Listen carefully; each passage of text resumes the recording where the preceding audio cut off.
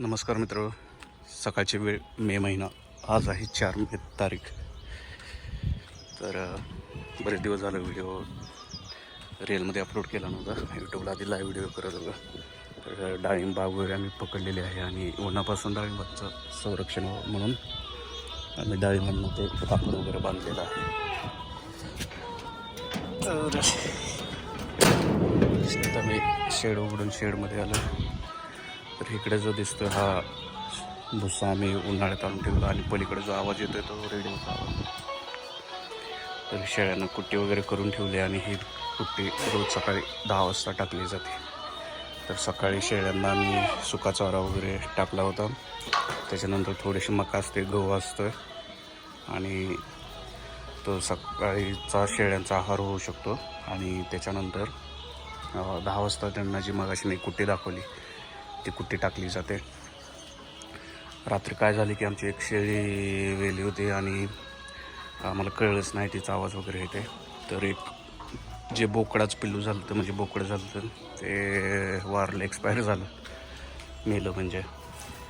तर तसं पण कधी कधी लॉस होतं, कारण एकच जर शेळीला पिल्लू होत असेल आणि जर ते हे जात असेल तर 6 महिन्याचा लॉस आहे.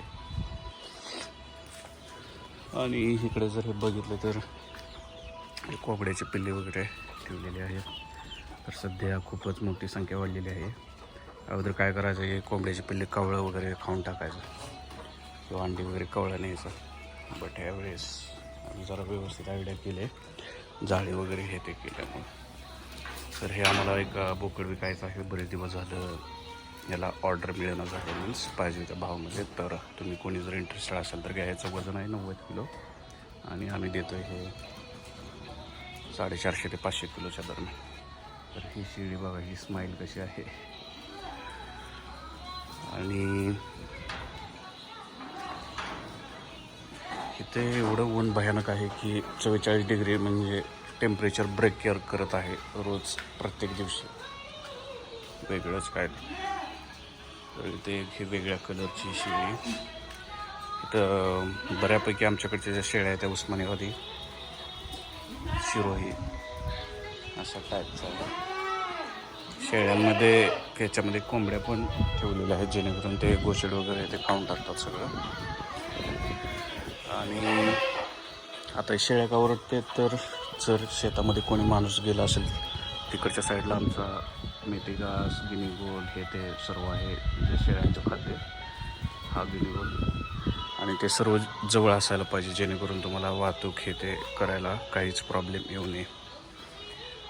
तर तो आणायचा असतो. त्याच्यानंतर दुपारी आम्ही गवताचे गाडा सर्व शेळ्यांना टाकतो, म्हणजे क्वालिटीमध्ये व्हरायटी आणि बाहेरचे खाद्य त्यांना मिळायला पाहिजे.